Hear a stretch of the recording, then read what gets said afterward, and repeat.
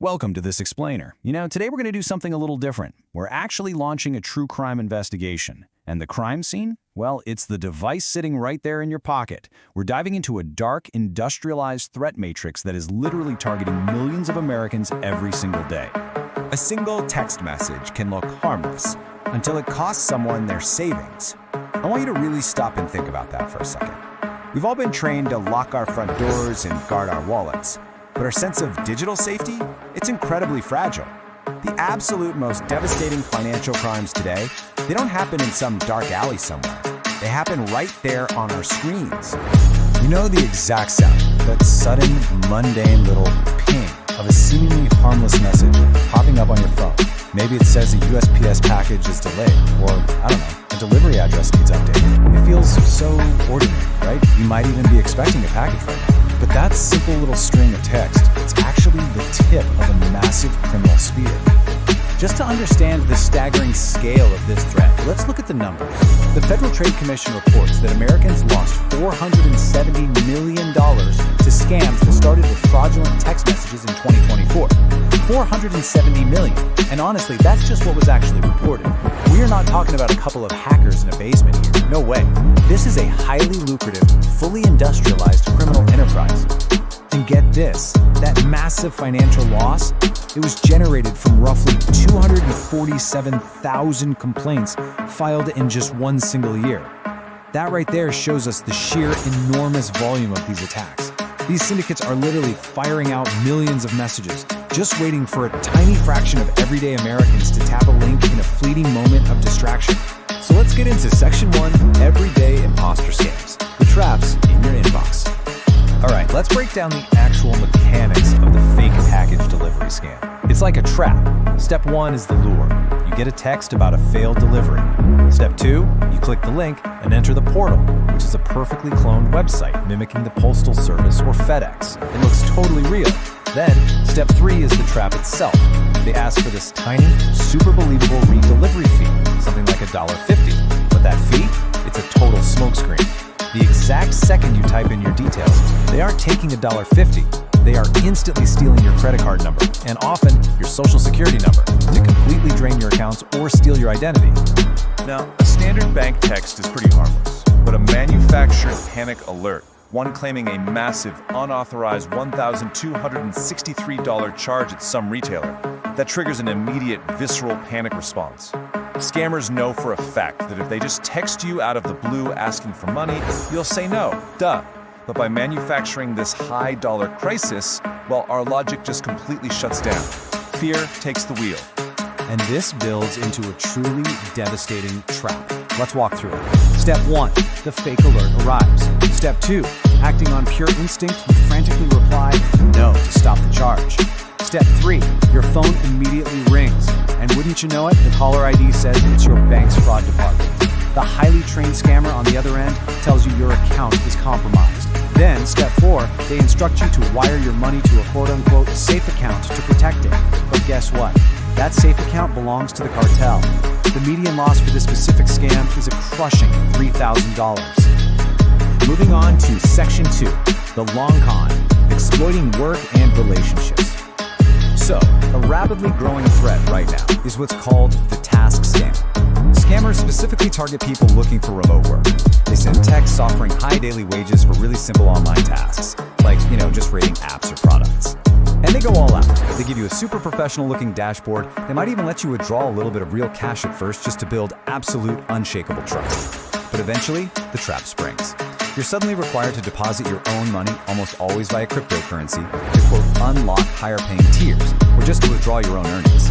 And the second you deposit those funds, they vanish forever. And then there's this text. Hi, is this Sarah? I'm running late for our meeting. It is chillingly simple. Naturally, you reply, oh, sorry, wrong number. But instead of saying goodbye, the scammer actually begins to groom you. Over weeks, sometimes even months on these encrypted chat apps, they slowly and methodically build an emotional or romantic bond with you. And then once you're hooked, they casually introduce a surefire cryptocurrency investment. The end game of these long cons is absolutely catastrophic. Get this, the FBI reported that cryptocurrency investment fraud reached a staggering $7.2 billion in losses for Americans in 2025. $7.2 billion. These definitely aren't just isolated random incidents. They are largely perpetrated by massive, organized criminal syndicates operating out of places like Southeast Asia, and they are systematically draining people's life savings. Which brings us to Section 3, the psychology of deception, why we fall for it. All of this forces us to ask a really crucial question. Why do we fall for this stuff? It's so easy to sit back and think that only naive people get scammed, right? But the actual data shows that victims span literally every single demographic, including highly educated professionals. So how on earth do smart people become victims? Well, scammers basically weaponize human emotion to completely bypass our critical thinking. They use manufactured fear, things like the threat of a fake arrest warrant or some unpaid toll fine. They use extreme urgency, demanding you act within 24 hours or else. They brutally exploit loneliness and romance scams. They use our own natural curiosity against us and our blind trust in authority figures like bank fraud departments or government agencies. Because let's face it, when you are in a state of absolute panic, you are definitely not checking the spelling in a web address. They deliver these psychological payloads via text for a very specific reason. Think about it. Traditional emails, they have about a 20% open rate. Mobile texts, on the other hand, command a massive 98% open rate. Scammers have basically abandoned email for text messages at this point because our phones are our most trusted immediate environment. We read text instantly. Plus, there are no big corporate spam filters sitting between your phone and that incoming message.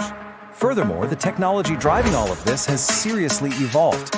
We're now dealing with what's called Phishing-as-a-Service platforms on the dark web with crazy names like Lucid or Darkula. They're actually using AI now to completely eliminate the bad grammar that used to be the dead giveaway of a scam. And even more terrifying, they've shifted from standard SMS to encrypted channels like Apple iMessage and Google RCS. Because of end-to-end encryption, the network operators literally cannot inspect or filter the message content anymore. So these perfect, highly malicious messages are just slipping right past network security. Okay, Section 4, protecting your digital life, how to defend yourself. If you get a suspicious text, your first instinct might naturally be to just reply stop to get off their list, right? Well, actually, scratch that. That is a fatal error. Replying confirms to the criminal syndicate's automated trackers that your number is active, and worse, monitored by a real human. It basically guarantees you're going to be targeted more. The absolute only correct action here is verifying independently. Go straight to the official website or call the number directly on the back of your credit card. That is how you break the scam cycle. So, here are the absolute, non-negotiable rules of defense for your digital life. First, never ever click links in unsolicited texts, period. Second, do not reply to the message at all. Third, always verify any claims independently using official, known phone numbers. And finally, when you inevitably get a scam text, forward it to 7726. That actually spells spam on your keypad. Doing this directly helps your mobile carrier identify and block the scammer's infrastructure.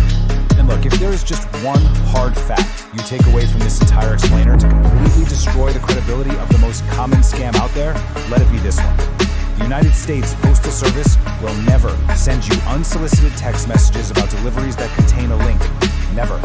If you didn't specifically request tracking for a package yourself, and you suddenly get a text with a link in it, it is a scam, 100% of the time. But hey, what if you panic? What if you're watching this and you realize you already clicked the link or entered your information? You have to execute immediate triage. Step 1, change your critical passwords instantly, but do it from a different safe device. Step 2, call your bank immediately and freeze your financial accounts and credit cards. And step 3, file a report with the FBI's Internet Crime Complaint Center at i3.gov. Believe me, speed is literally your only advantage once a compromise happens. We've unpacked the massive scale of the theft here, the clever mechanics of the traps, the deep psychology they use against us, and the incredibly high-tech infrastructure that's powering the whole shebang. Digital vigilance isn't just some nice suggestion anymore, guys. It is a strict, mandatory requirement for modern life. Because the truly chilling reality of the world we live in is this. The most dangerous scams do not always look dangerous. Sometimes they look like an ordinary text message.